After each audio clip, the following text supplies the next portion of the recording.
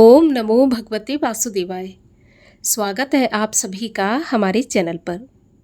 प्रिय भक्तों, आज 9 अगस्त 2026 को सावन महीने की कृष्ण पक्ष की कामिका एकादशी थी और इसका सभी भक्तों ने व्रत धारण किया होगा और जिसका पारण 10 अगस्त को किया जाएगा।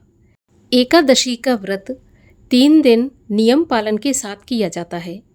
दशमी के दिन से लेकर द्वादशी के पारण तक नियम पालन किए जाते हैं, तभी ये व्रत पूर्ण माना जाता है और ये व्रत सफल होता है। जिस प्रकार से दशमी को और एकादशी को नियम पालन किए हैं, उसी प्रकार से जो भी शुभ मुहूर्त द्वादशी के दिन व्रत पारण का बताया जाता है, उसी मुहूर्त पर व्रत का पारण करना चाहिए। पारण करने से पहले भगवान विष्णु की विधि विधान से पूजा करके ब्राह्मणों को दान दक्षिणा देकर संतुष्ट करके तब व्रत का पारण करना चाहिए। और पारण करने से पहले एकादशी व्रत पारण की कथा और तुलसी माता की कथा या तुलसी चालीसा भी अवश्य सुनना या पढ़ना चाहिए। आज के इस वीडियो में आप सुनेंगे एकादशी व्रत पारण से पहले सुनी जाने वाली कथा और साथ ही सुनेंगे श्री तुलसी चालीसा। तो वीडियो को अंत तक अवश्य देखिए। अगर आपको ये कथाएं पसंद आए तो वीडियो को लाइक करके औरों से भी शेयर करिए। चैनल को अगर सब्सक्राइब नहीं किया है, पहली बार हमारे चैनल पर आए हैं, तो चैनल को सब्सक्राइब करके बेल आइकन पर क्लिक कर लीजिए। तो चलिए शुरू करते हैं आज की कथा। लेकिन उससे पहले आपको एकादशी व्रत पारण का समय बताते हैं। देखिए, कामिका एकादशी के व्रत का पारण का समय रहेगा 10 अगस्त 2026 सोमवार के दिन प्रातःकाल 5:47 से सुबह 8 बजे तक इसी समय पर व्रत का पारण करना है। तो आइए अब आपको व्रत पारण करने से पहले महाराज अम्बरीश की कथा सुनाते हैं। प्राचीन समय में अम्बरीश नामक एक धर्मप्रिय राजा हुए थे। वे भगवान विष्णु के अनन्य भक्त थे। उन्होंने सांसारिक सुखों का त्याग करके अपने मन को भगवान विष्णु के चरणों में ही लगा रखा था। हालांकि वे प्रतिदिन अपना राजकीय कार्य सुचारू रूप से और बड़े ही मन से करते थे। प्रजा को हमेशा ध्यान में रख के ही अपना कार्य करते थे, तथापि उनका ध्यान हमेशा श्री हरि के चरणों में लगा रहता था। भगवान विष्णु भी अपने भक्त पर विशेष कृपा रखते थे। उनका सुदर्शन चक्र हमेशा महाराज अम्बरीश की रक्षा के लिए सदैव उनके साथ रहता था। एक बार की बात है, राजा अम्बरीश ने अपनी पत्नी सहित 1 वर्ष तक एकादशी का व्रत किया। इस दौरान उन्होंने ब्राह्मणों को भरपूर दान दक्षिणा दी और हर प्रकार से ब्राह्मणों को संतुष्ट किया। एक बार एकादशी व्रत की समाप्ति पर उन्हें भोजन ग्रहण करना था, तभी वह व्रत पूर्ण होता। अभी वे भोजन करने बैठे ही थे कि वहाँ पर ऋषिवर दुर्वासा आ पहुँचे। अम्बरीश ने ऋषिवर दुर्वासा को देखा और उन्हें प्रणाम किया और कहने लगे, हे ऋषिवर, मैं एकादशी व्रत का पारण करने जा रहा हूँ, कृपा करके आप भी भोजन करें। तो दुर्वासा ऋषि ने उनका आग्रह स्वीकार तो कर लिया, लेकिन उन्होंने भोजन से पूर्व राजा अम्बरीश को प्रतीक्षा करने के लिए कहा और कहा कि पहले हम स्नान करने जाएंगे, उसके बाद आकर भोजन करेंगे। तब तक आप हमारी प्रतीक्षा करना, आप कुछ खाना या पीना नहीं। ऐसा कहकर दुर्वासा मुनि स्नान करने के लिए चले गए। अब तो दैवयोग से स्नान करते समय दुर्वासा मुनि इतना ध्यान मग्न हो गए कि उन्हें समय का बोध ही नहीं रहा। कितना समय उन्हें गुजर गया, उन्हें ये ध्यान नहीं था और वे ये भी भूल गए थे कि वे राजा अम्बरीश को प्रतीक्षा के लिए बोलकर आए हैं और राजा अम्बरीश को एकादशी के व्रत का पारण करना है। इधर एकादशी का समय निकलता जा रहा था। अम्बरीश ऐसी विकट स्थिति में फंस गए थे। राजा अम्बरीश को सही समय पर अपने एकादशी व्रत का पारण करना था, लेकिन दुर्वासा मुनि के बिना वे भोजन ग्रहण नहीं कर सकते थे। अब उन्होंने इस विषय में ब्राह्मणों से विचार विमर्श किया। तभी सभी ब्राह्मण और पंडितों ने एक मत होकर कहा कि राजन, शास्त्रों में जल को भोजन के समान ही सरस माना गया है, इसीलिए आप अगर भोजन नहीं ग्रहण करना चाहते तो जल पीकर अपने व्रत को पूर्ण करें। अब तो राजा अम्बरीश ने पंडितों और ब्राह्मणों की बात मानकर जल पी लिया और दुर्वासा मुनि की प्रतीक्षा करने लगे। जब दुर्वासा मुनि लौटे तो उन्हें सारी घटना पता चली, तो वे क्रोध में भरकर बोले, अरे दुष्ट राजा, तुमने मेरे आदेश की अवहेलना करके घोर अपराध किया है। तुमने मेरी प्रतीक्षा किए बिना ही अपना व्रत तोड़ लिया। तुम्हें अब मेरे क्रोध से कोई बचा नहीं सकता। ऐसा कहकर उन्होंने अपनी जटा की एक लट से भयंकर कृत्या पैदा की और उसे अम्बरीश को मारने का आदेश दे दिया। अब तो कृत्या जैसे ही तलवार लेकर आगे बढ़ी, भगवान विष्णु का सुदर्शन चक्र, जो कि हमेशा महाराज अम्बरीश के साथ उनकी सुरक्षा के लिए रहता था, चक्र प्रकट हो गया और फिर देखते ही देखते उसने कृत्या को जलाकर भस्म कर दिया। इसके बाद वह दुर्वासा मुनि की ओर लपका। कृत्या के संहार को देखकर दुर्वासा मुनि तो पहले से ही भयभीत हो चुके थे।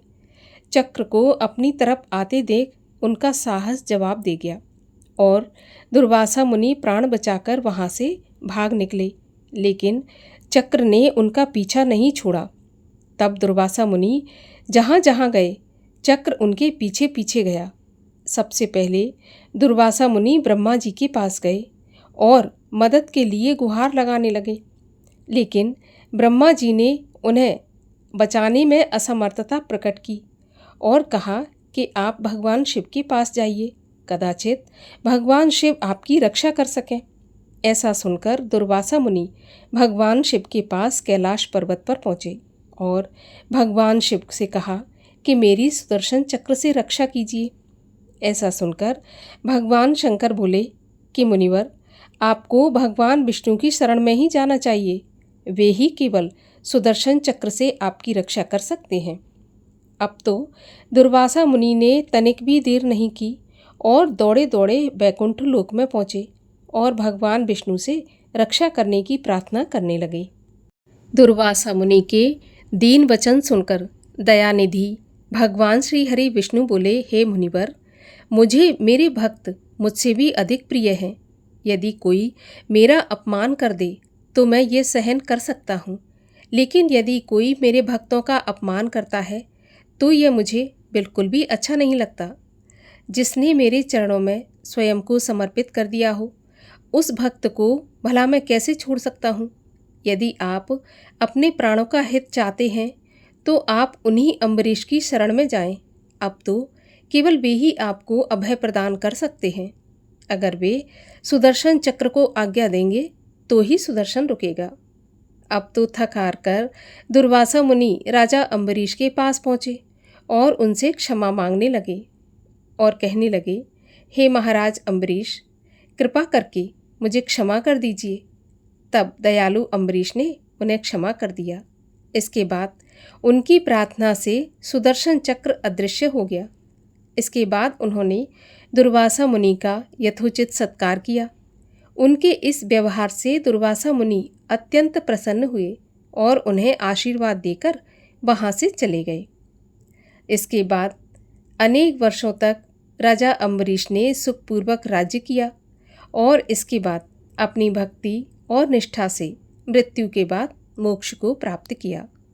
जो भी भक्त पूरी निष्ठा से, पूरे विश्वास से, लगन से भगवान विष्णु की प्रिय एकादशी का व्रत धारण करते हैं और नियमों का पालन करते हैं, निश्चित रूप से भगवान विष्णु की कृपा प्राप्त होती है और अंत में मोक्ष का गामी होता है।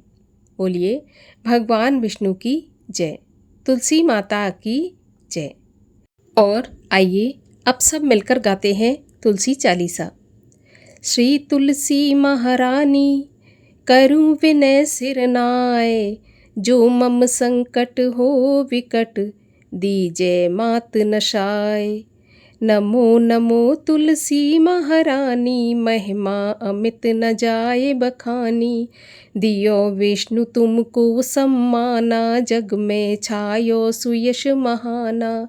विष्णु प्रिया जय जयति भवानी, तिहु लोक की हो सुख खानी। भगवत पूजा कर जो कोई, बिना तुम्हारे सफल न होई। जिन घर तब नहीं होए निवासा, उस पर करहि विष्णु नहीं वासा। करे सदा जो तब नित सुमिरन, तेहि के काज होए सब पूरन। कार्तिक मास महात्म तुम्हारा, ताकु जानत सब संसारा। तब पूजन जो करे कुंवारी, पावे सुंदर वर सुकुमारी। कर जो पूजा नित प्रति नारी, सुख संपत्ति से होए सुखारी। वृद्धा नारी करे जो पूजन, मिले भक्ति होवे पुलकित मन। श्रद्धा भाव से पूजे जो कोई, भवनिधि से तर जावे सोई। कथा भागवत यज्ञ करावे, तुम बिन नहीं सफलता पावे। छायो प्रताप जग भारी, ध्यावत तुम ही सकल चित धारी। तुम ही माति यंत्रन तंत्रन में, सकल काज सिद्ध होवे क्षण में। औषधि रूप आप हो माता, सब जग में तब यश विख्याता। देव ऋषि मुनि और तपधारी, करत सदा तब जय जयकारी। वेद पुराणन तब यश गाया, महिमा अगम पार नहीं पाया। नमो नमो जय जय सुख कारण, नमो नमो जय दुख निवारण। नमो नमो सुख सम्मति देनी, नमो नमो अग काटन छेनी। नमो नमो भक्तन दुख हरनी, नमो नमो दोष्टन मद छेनी। नमो नमो भव पार उतारन, नमो नमो परलोक सुधारन। नमो नमो निज भक्त उबारन, नमो नमो जन काज सवारन।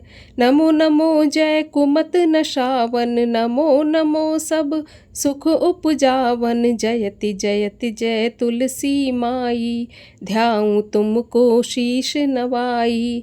निज जन जान मोहे अपनाओ, बिगड़े कारज आप बनाओ। करूँ विनय मैं मात तुम्हारी, पूरन आशा करऊँ हमारी। चरण शरण कर जोर मनाऊं, निश दिन तेरे ही गुण गाऊं। करहूँ मात अब मोह पर दया, निर्मल होए सकल मम काया। मांगू मात यही वर दीजै, सकल मनोरथ पूरन कीजै। जानू नहीं कुछ नेम अचारा, क्षमहु मात अपराध हमारा। 12 मास करे जो पूजा, तासम जग में और न दूजा।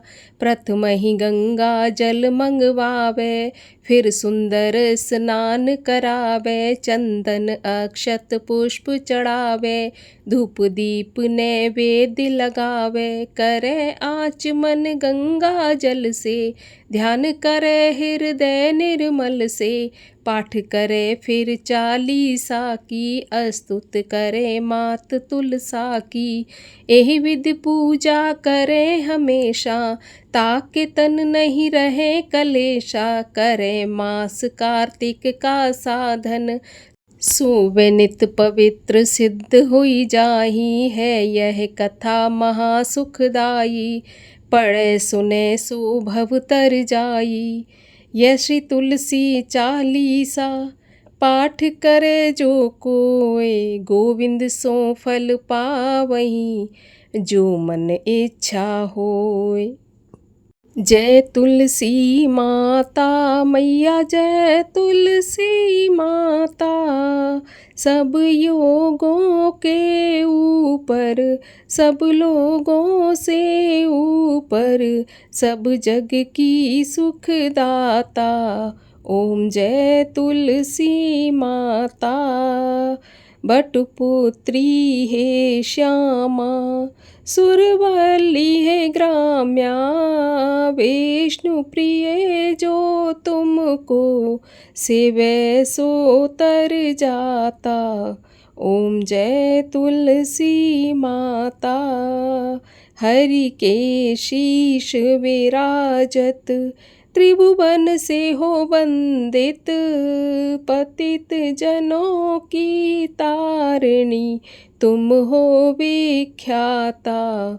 ओम जय तुलसी माता।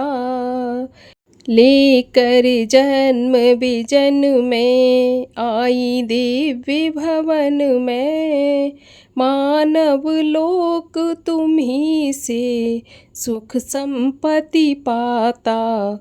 ओम जय तुलसी माता। हरि को तुम अति प्यारी, श्याम वरण कुमारी, प्रेम अजब है उनका, तुमसे कैसा नाता। ओम जय तुलसी माता।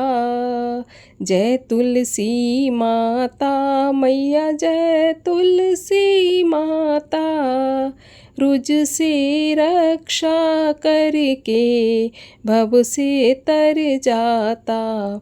ओम जय तुलसी माता। बोलिए तुलसी मैया की जय।